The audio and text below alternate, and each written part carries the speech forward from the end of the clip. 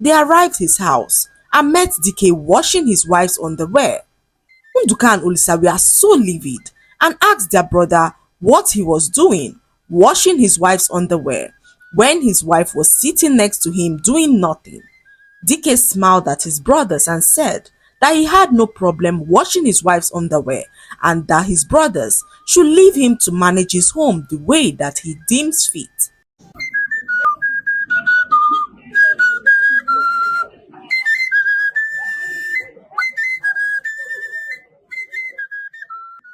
Once upon a time, there lived a very happy couple named DK and Chioma, who were envied by everyone in the village. DK was a wealthy farmer who fell in love with an orphan and decided to marry her. His brothers Nduka and Olisa were against DK marrying an orphan as they believed their brother could do better.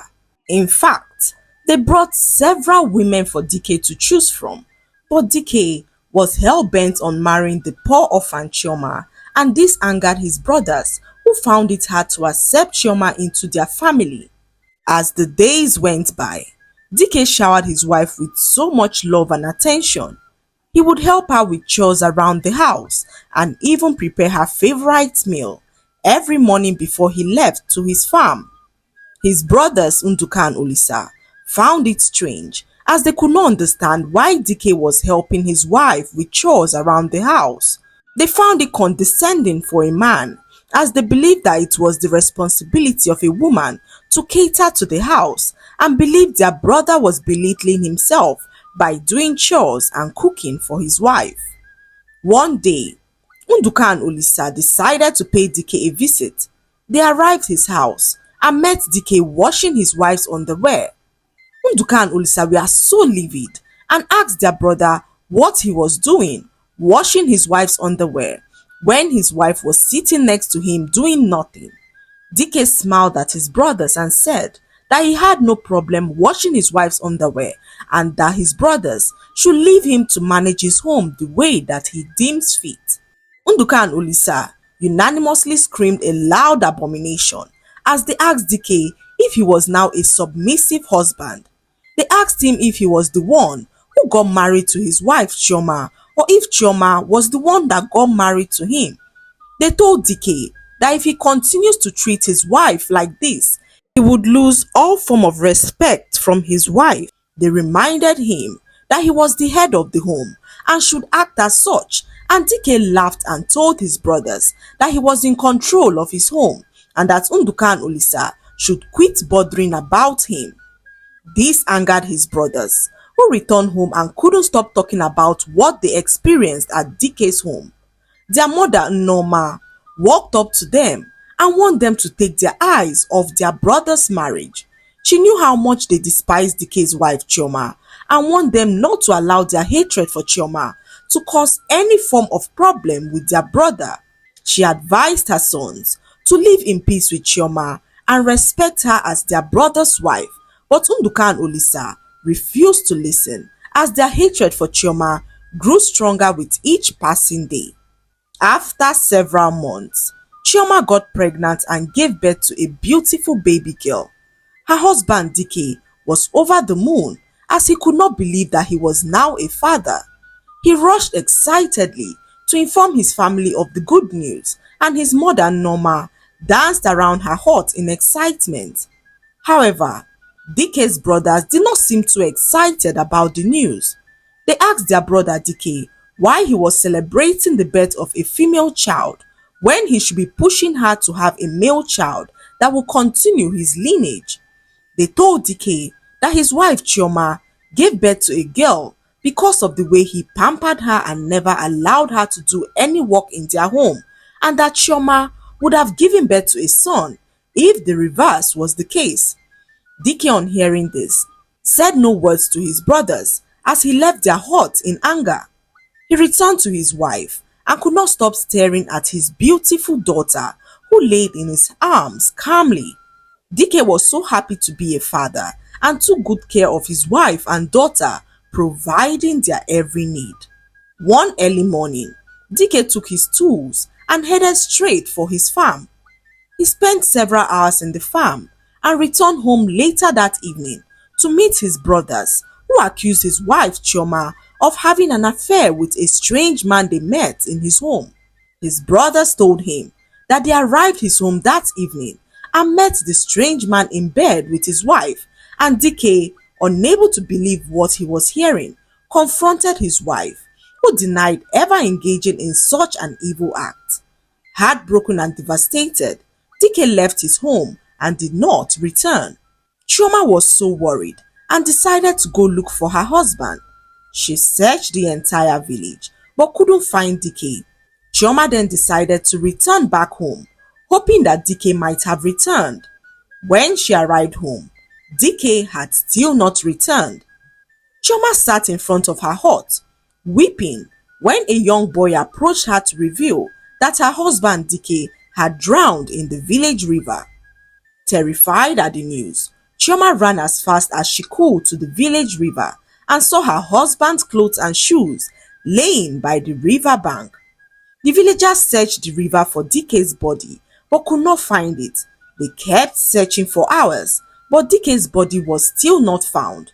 The news spread around the village, reaching DK's brothers, who accused Chioma of killing their brother. Chioma cried her eyes out as she knew all the accusations that had been levied against her were false. She watched her whole world crumble before her eyes and wondered what she had done wrong to deserve this kind of painful life. A burial ceremony was conducted for DK, whose clothes and shoes were buried in place of his missing body. Chioma, holding her daughter close to her heart, wept uncontrollably as her husband's brothers prevented her from attending the burial of her husband. They accused her of being behind the death of their brother and warned her not to come close to the burial site.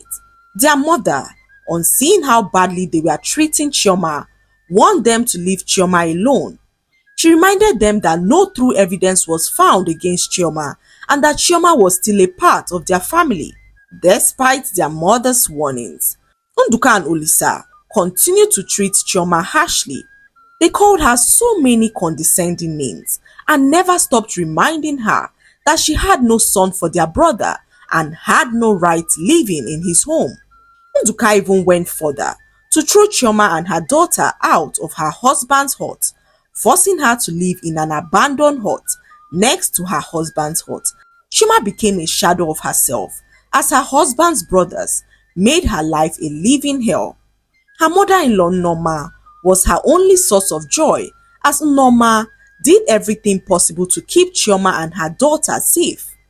One morning, news reached Chioma that a strange woman arrived at her husband's hut, saying that DK was the father of her son. Chioma opened her eyes in shock as she could not believe that her husband had a child with another woman. She wept profusely as she locked herself up in her little hut.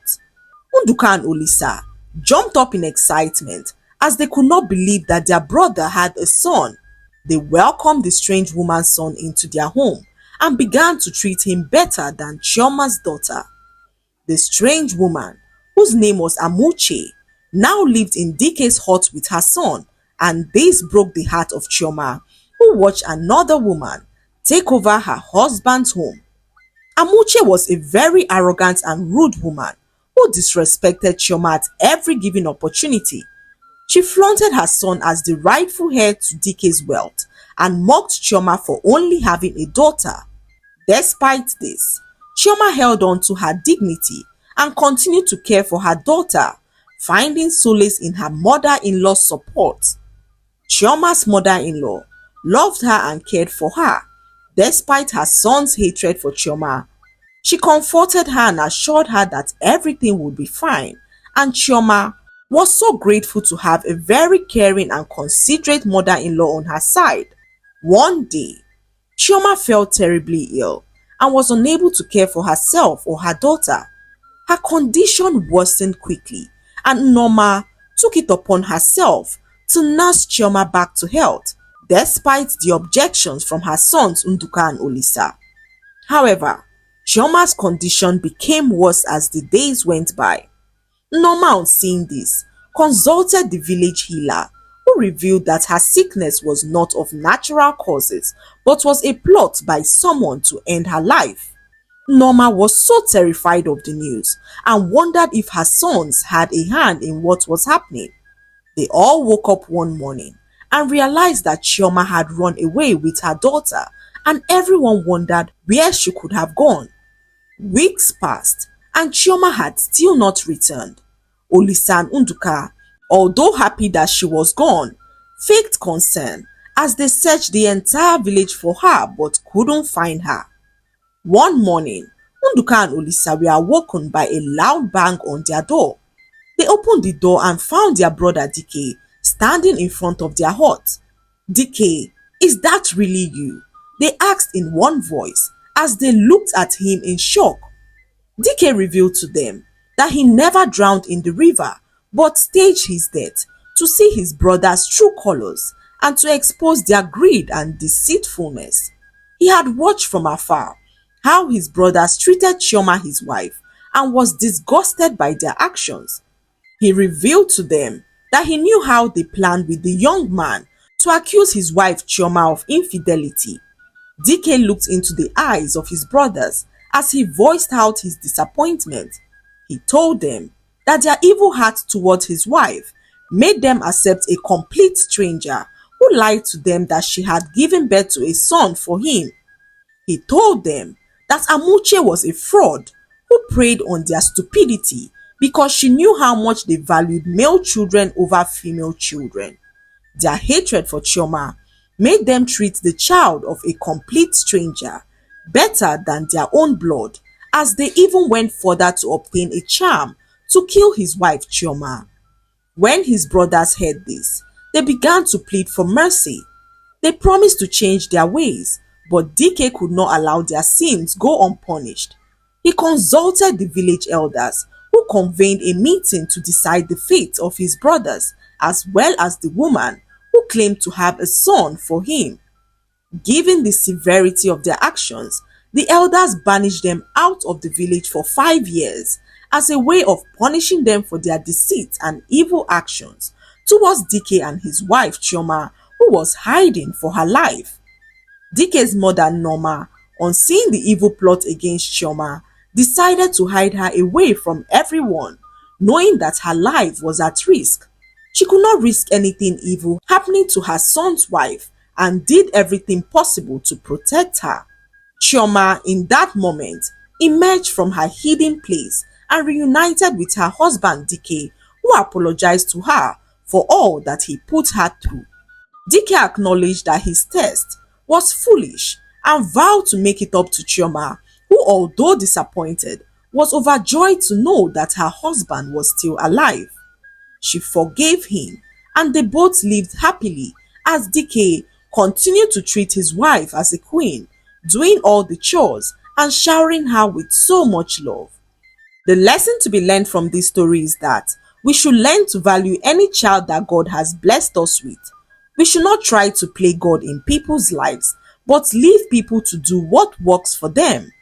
Marriage is a union between two people, so we should learn not to interfere in the marriage of our siblings, as we might just do something that will affect their happiness forever.